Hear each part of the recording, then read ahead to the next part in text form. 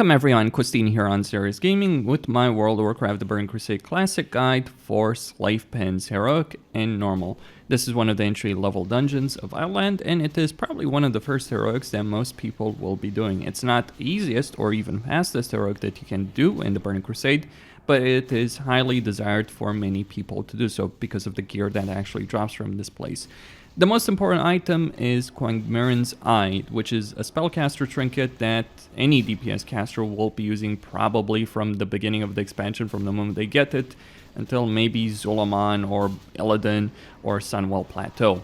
Basically, there aren't many options to replace this trinket, so it will be easy enough to acquire groups since every mage, every warlock, every shadow priest, anyone that is a spellcaster will want to get their hands on this particular trinket. And that's why you will see a lot of groups running this particular dungeon. The dungeon itself isn't too hard on heroic and certainly not on normal, but you do need to some degree survivability as a tank to be able to get through it. But outside of that, you don't need a high level of gear to be able to beat this dungeon, assuming you have a proper group composition. Having a mage is obviously useful for crowd control, having someone that can stun can be useful here for a number of the mobs, and having a shaman for tremor totem and poison cleansing can be very useful as well as having someone who can provide nature resistance. So shaman's really good for this particular dungeon. I'd recommend it to do it with one, even more so than a mage, honestly. As you enter the dungeon, you will be confronted with two patrolling groups of box trucks. The green ones, the normal ones, are your priority. That's because although all of them do pretty high damage and can be annoying, the normal ones have an armor-piercing attack, which can vastly increase the damage that your tank is doing. So crowd control them, kill them first, stun them, whatever, just get them out of the way. And this is obviously on heroic. On normal, they're not so much of a problem to deal with. These guys might actually be great to AoE farm for experience on normal, but on heroic, you probably want to avoid them as much as possible, and don't pull two big groups with these guys in, because you are probably going to regret that. You continue on the left side where you will encounter your first slave handler. Now the slave handler doesn't really do anything special, nor do the Draenei, some spells, some abilities, but the main thing is that you want to kill the slave handler. The Draenei will run away once he is dead. Nothing too serious, nothing too problematic.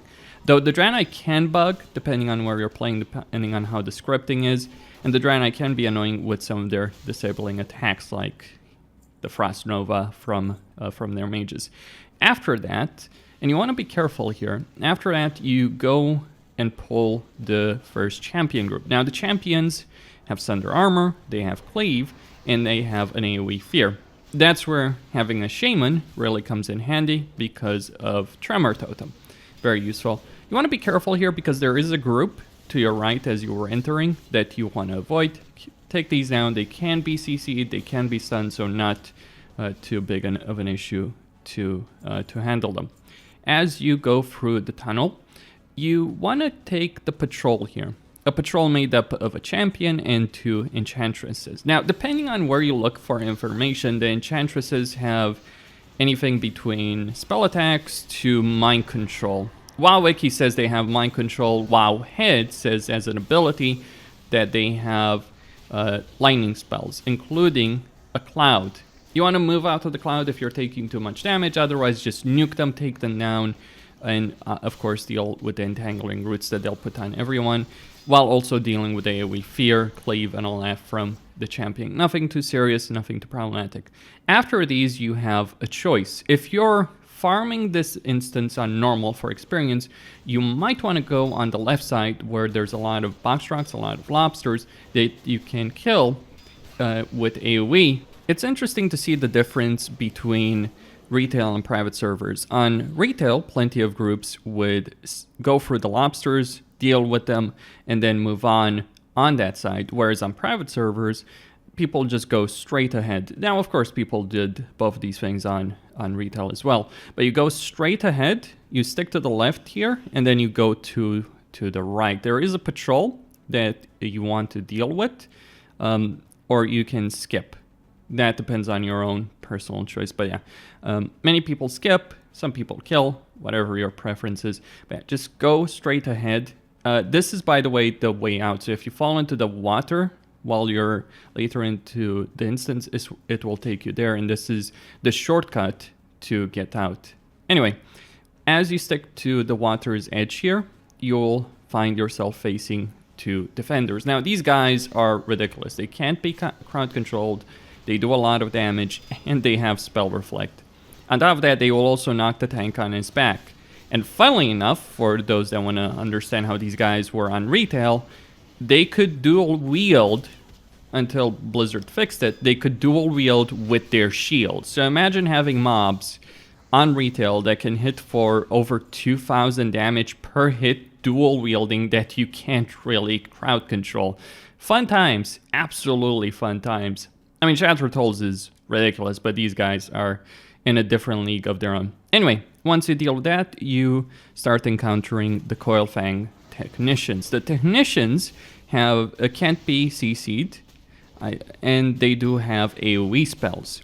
You just want to move out of them, Rain of Fire, move out of it, simple stuff. Move out of fire. Basic WoW story, just kill these guys. Fairly simple to do. They don't really hit hard. It's really the AoE that's annoying. After that, you can pull the first boss, Menu the Betrayer. Now, you can pull him with any ranged attack while he's on that ramp without pulling any trash pack. So pull him and kill him. I mean, he's really easy as a boss. He has a lightning bolt attack. He really doesn't hit hard at all on either normal or heroic. And he'll just put up a bunch of totems which you want to destroy. There is a danger with the Fire Nova totem because it will explode when you kill it. But the thing is, since he does so little damage, you might not care about that exploding on your tank because the tank will want some resource somewhere, and taking damage from that will be good. But yeah, just as long as it's not hitting your casters, you should be fine. Maybe your melee can have some issues depending on how much HP they have. They could have some issues surviving that, but for the most part, Menu is very easy. Once he is dead, you go on the left-hand side of the platform and you jump up. If you do this correctly, you can avoid having to deal with any of the trash at the bottom of the ramp. If you screw it up, like people did in this run, you will have to deal with some of them. Just as long as you don't pull too much, you should be perfectly fine. After that, you have a number of patrolling packs. Some of them you have to kill, some of them you don't have to worry about. The collaborators just have a cripple. The technicians have their own their AoE spells as usual. Kill as many as you have to. I think you need to kill this group of 2 technicians that are going to patrol on a long path, or you can wait to avoid it. At the top here, you have 2 defenders to deal with potentially, or skip. Now, if you're interested in the attunement quest for SSC, you might want to continue to kill them and go down the path. But if you want to skip, you just jump down here on the bridge and go along this particular path through the gap in this railing. And then you want to make sure that you're jumping down on the ledge there. The way to do it is to start your jump before you're at the end, before you're at the wall, and you'll end up on the ledge. If you fail the jump, you can either have a warlock summon you, or you can drown in the water and have a healer res you. Outside of that, you can obviously run back and attempt to do it again. Just be careful about any patrols. This gets you to the second boss. You don't have to deal with the lobsters that are next to him just yet. Rockmar the Crackler. He has an AoE Frostbolt attack that he will do on everyone. Water Spit.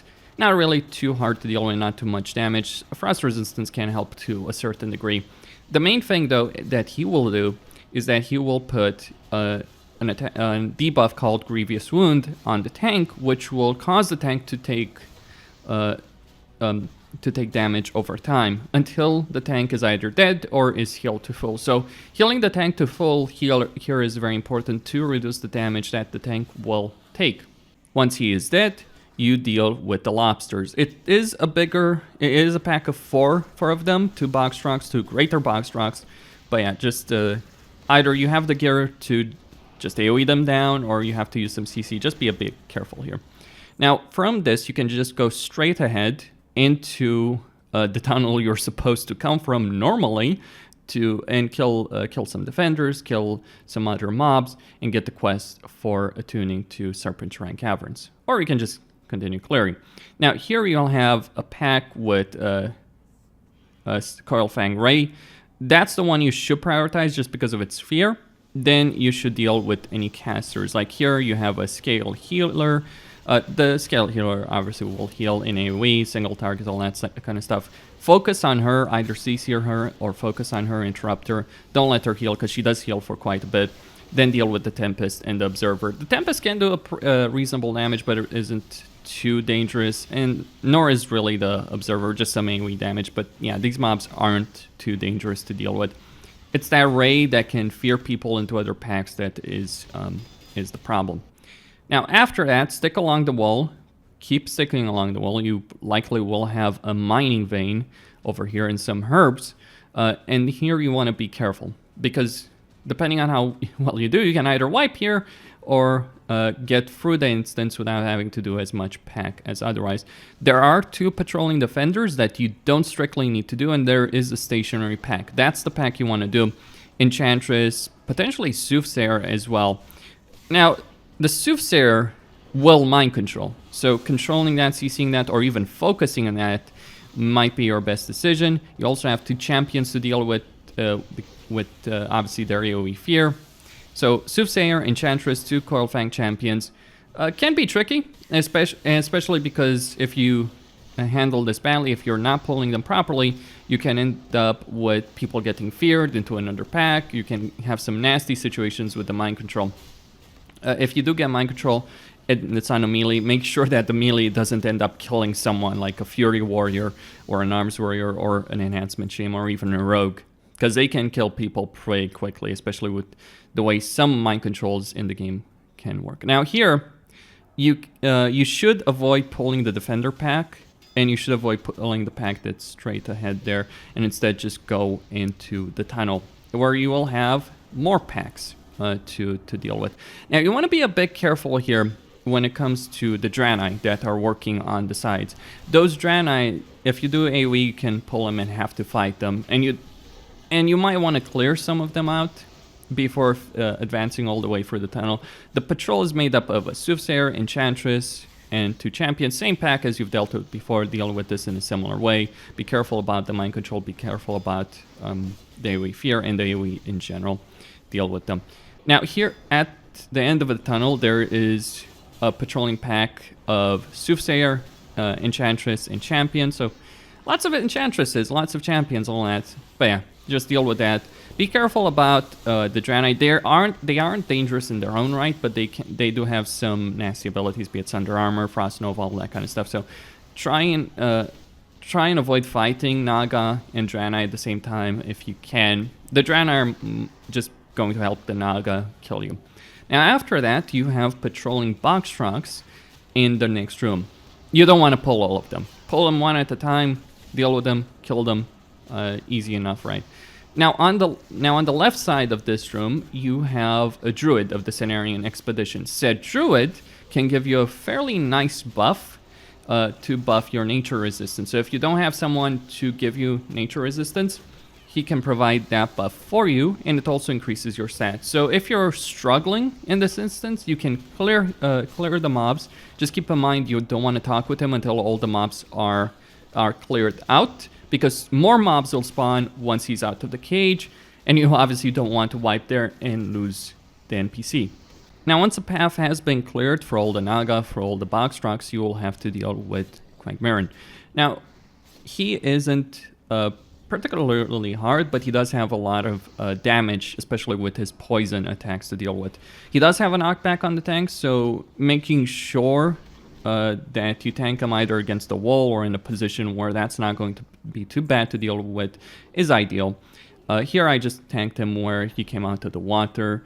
He does actually come out of the water here much earlier than what I remember him doing on retail, where you actually have to get very close to him for him to start coming out of the water. He does a poison attack that affects your entire party. Dispelling that, having poison cleansing, very important here. And then he will target a random person and start doing acid spray on them.